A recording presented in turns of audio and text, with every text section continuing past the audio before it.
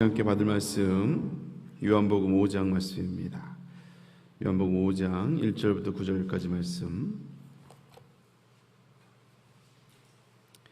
요한복음 5장 1절부터 9절입니다.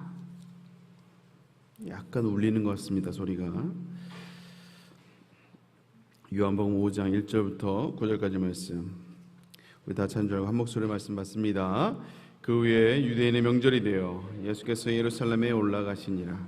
예루살렘에 있는 양문 곁에 히브리 말로 베데스라 하는 못이 있는데 거기 행각 5이 있고 그 안에 많은 병자, 맹인, 다리 저는 사람, 혈기 마른 사람들이 누워 물의 움직임을 기다리니 이는 천사가 가끔 못에 내려와 물을 움직이게 하는데 움직인 후에 먼저 들어가는 자는 어떤 병에 걸렸든지 낫게 되미르라.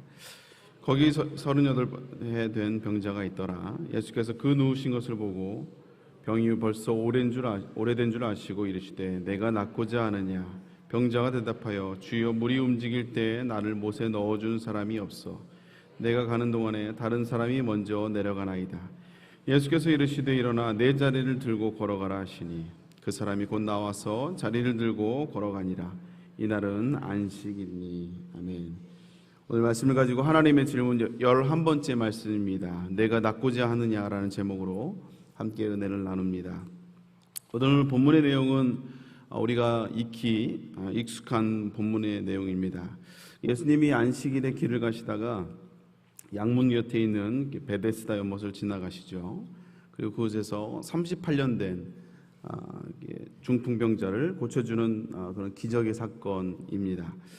오늘 성경을 보니까 이 베데스다 연못을 이제 기적이 일어나는 장소로 이렇게 여겼던 것 같아요. 그래서 거기에 이제 여러 병자들이 다 모여 있다가 이제 물이 이제 딱 움직일 때, 동할 때, 그때 이제 뭐 천사가 내려왔다고 이제 그렇게. 그래서 그 물이 동할 때 그 다음에 가장 먼저 그 연못에 들어가면 그 병이 낫는다라는 그런 전설과 같은 소문이 있었던 장소였던 것 같습니다. 뭐 우리도 뭐 그런 뭐 소문들이 그 이야기들이 있지 않습니까? 제가 뭐 농담 삼아 얘기하지만 그 제가 청년부 사역할 때 그 공교롭게도 사역자들이 다 아들이었어요. 자녀들이 다 아들이었어요. 그 서성동 목사도 아들 셋, 뭐 그리고 이제 그때 황건화 목사도 아들 둘, 저도 아들 둘, 뭐 최경호 목사도 아들 둘. 이제 그리고 이제 저도 이제 늦둥이를 갖고 최경 목사도 아기를 낳는데 다 아들이었어요. 지금은 이제 캐나다가 있는 그 신효성 목사가 이제 아이를 가졌는데 저한테 찾아서 목사님 두려워요. 딸을 갖고 싶은데 그래서 기도하자고. 그런 게 어딨냐 하면서 이제 하나님 주시면 그런 거지. 근데 결국 아들을 낳습니다. 저를 원망의 눈빛으로 쳐다보더라고요. 그래서 이제 딸을 낳고 싶으면 청년부를 떠나야 딸을 낳는다라는 이제 그런 속설이 있었어요. 물론 이제 장난삼아 얘기를 하지만 여기도 그런 겁니다. 그래서 뭐 천사가 물을 동할 때 연못에 들어가면 뭐 이렇게 병이 낫는다는 그런 속설 때문에 오늘 38년 된 이 중풍병자뿐만 아니라 많은 병자들이 나도 언젠가 이런 기적을 경험하고 싶다라는 그런 마음으로 이제 몰려들었던 곳입니다. 근데 그런 기대감과 달리 사실 이 전체적인 이곳의 분위기를 보면 연못에 있는 이게 뭐 38년 된 오래된 그 중풍병자, 그리고 또 많은 또 맹인, 다리 저는 사람, 혈기 마른 사람, 뭐 이런 사람들이 이게 다 있다 보니까 이게 아무래도 절망이 그곳에 좀 드리워져 있는 그런 곳임을 우리가 좀 느낄 수가 있어요. 근데 오늘 성경은 좀 또 다른 메시지를 우리에게 전달해주고 있습니다. 이들은 자신의 병이 고쳐져야 뭐 소망을 이야기할 수 있을 것 같은데 사실 이들이 있는 그 자리 자체가 사실 소망의 자리고 은혜의 자리였다라는 거예요. 성경에서는 그 장소와 이름이 매우 중요한 의미들이 있습니다. 그리고 그 장소와 그 사람의 이름에 또 신학적인 의미가 신학적인 메시지를 담고 있는 것들을 많이 보죠. 그래서 오늘 본문이 일어나고 있는 그 장소가 어디냐면 양문이라는 곳이요. 그리고 베데스다 연못이라고 성경이 정확하게 기록하고 있습니다.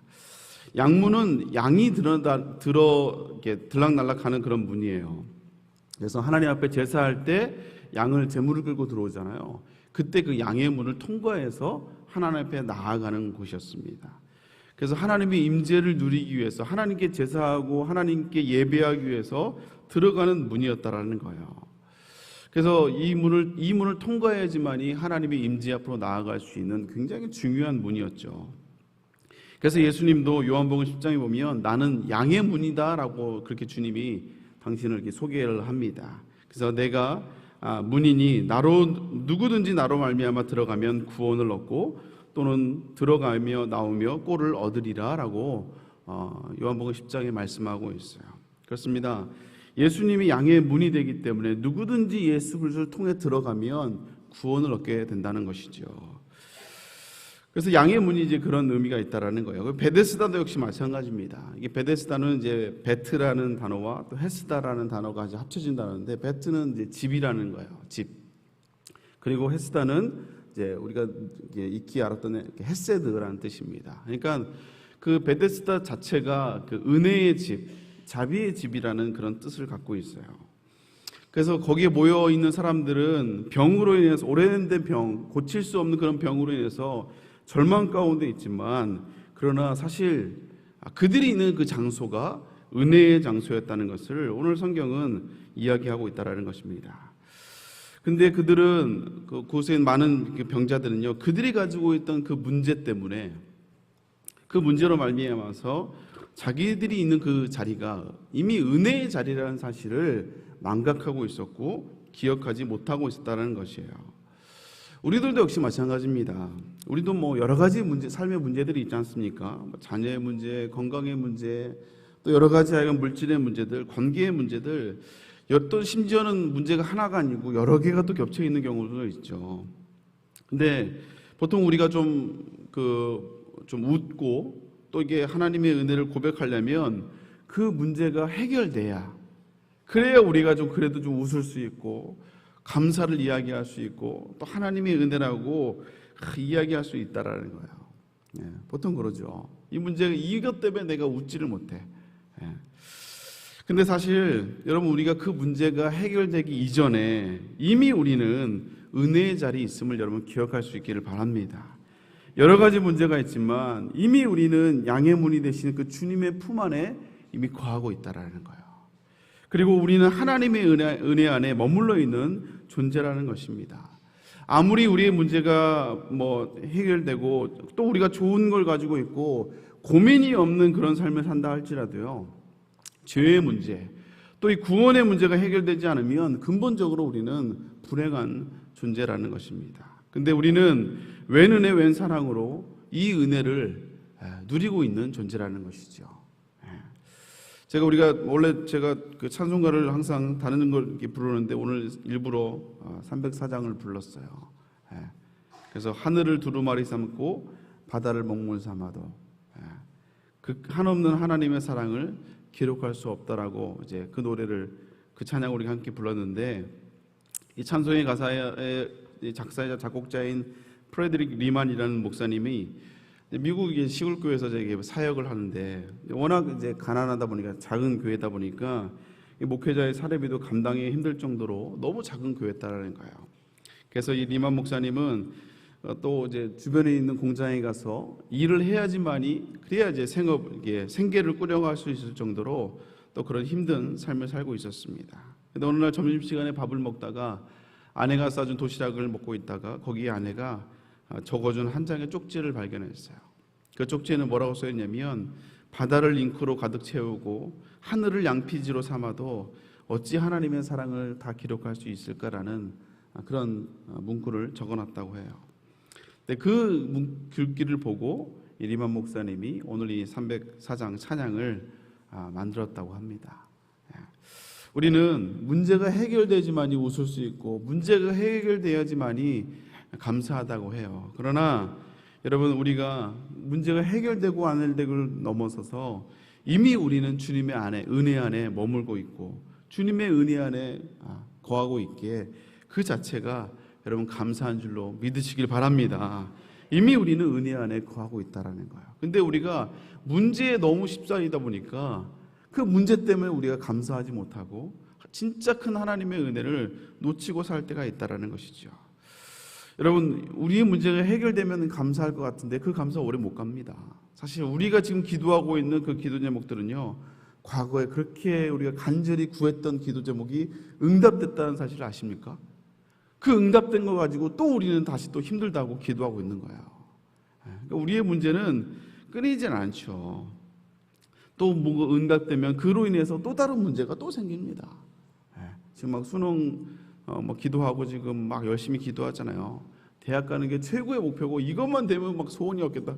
그러나 대학 가면 또 다른 기도 제목이 생겨요. 또 다른 문제가 생깁니다. 그러니까 여러분, 문제 때문에 우리가 은혜의 자리에 이미 거하고 있음을 여러분 놓쳐서는 안 돼요. 여러분, 늘 이 은혜, 하나님의 은혜를 고백하며 나아갈 수 있기를 주님으로 축복합니다. 또 두 번째로 우리가 살펴볼 것은요, 주님이 이 38년 된 중풍병자에게 했던 그 질문과 또 이 중풍병자의 답이 우리에게 또 다른 또 인사이트를 줘요. 주님의 질문이 뭡니까? 네가 낫고자 하느냐? 라고 물어보세요. 여러분, 당연한 거 아닙니까? 두말하면 잔소리예요.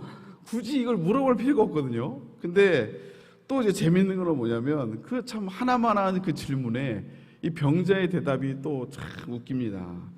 우리는 당연히 네가 낫고자 하느냐 하면 뭐라고 대답할 것 같아요? 당연히 낫고 싶습니다라고 얘기할 것 같은데 이 병자는요, 그렇게 얘기하지 않아요. 오히려 핑계를 댑니다.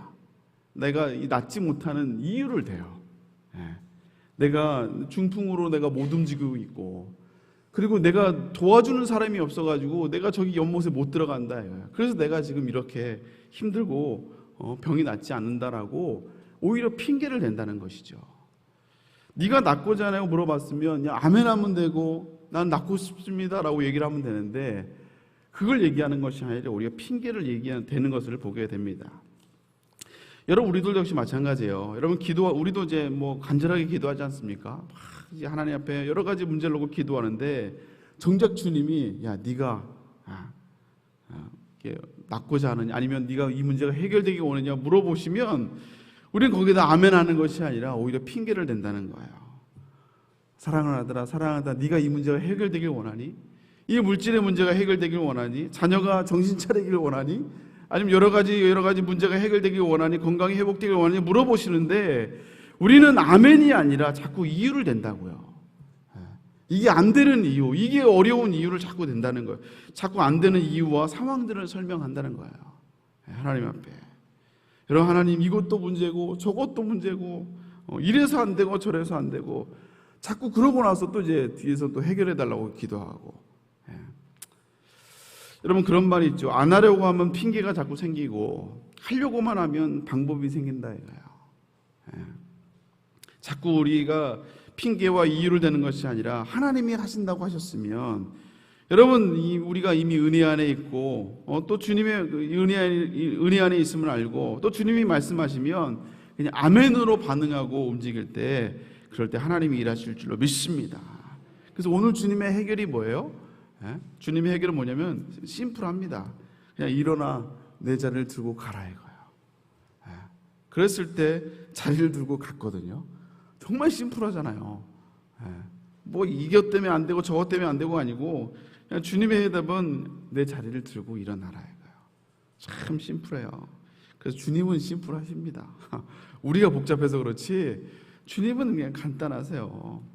우리의 문제가 막 실타래처럼 엉켜 있는 것 같고, 이걸 해결하려면 너무나 많은 문제를 해결해야 돼서 너무나 많은 이해관계가 엮여 있어서 와, 이거 쉽지 않다. 쉽지 않다. 근데 여러분, 그거는 인간의 방법이에요. 주님이 하시면 주님은 간단하십니다. 내 자리를 들고 일어나라 이거예요. 일어나라. 간단해요. 여러분, 어쩌면 우리는 우리의 많은 문제들 앞에 그 문제가 아니고 어쩌면 우리가 이미 은혜의 자리에 있음을 우리가 먼저는 잃어버리고 그 은혜 자체를, 그 감격을 우리가 놓쳐버리는 것이죠. 그리고 주님의 말씀에 아멘보다는 자꾸 우리는 안 되는 이유부터 얘기하는 거야.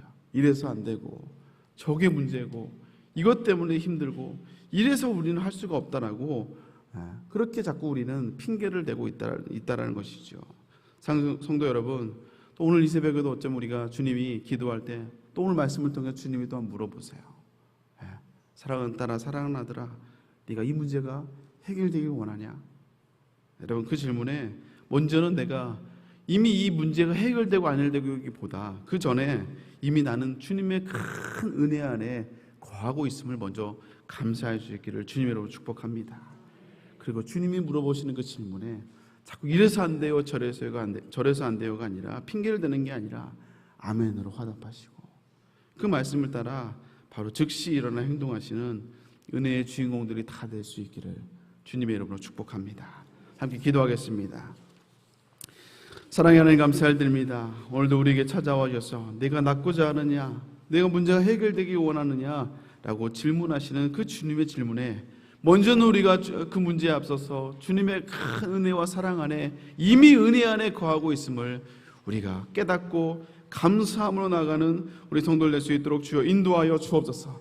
또 주님의 질문에 이유를 대고 핑계를 대는 것이 아니라 아멘으로 화답하는 우리가 되게 하여 주옵시고, 그랬을 때 즉시 일어나라고 말씀하시는 그 주님의 명령에 일어나 걷는 놀라운 기적의 역사를 경험하는 우리 성도들 될 수 있도록 주여 인도하여 주시옵소서. 감사합니다. 이 새벽에 나올 때 주 앞에 귀한 예물을 가지고 나옵니다. 귀한 기도 제목을 가지고 나옵니다. 이 많은 기도 제목들 하나님 함께하여 주옵시고, 하나님 주님이 아버지 역사해 주시며 응답하여 주시옵소서. 역사하여 주시옵소서. 하나님의 은혜를 고백하며 나아가는 귀한 성도들 될 수 있도록 주여 인도하여 주옵소서. 사업장을 놓고 특별한 수능생 자녀를 위해서 기도합니다.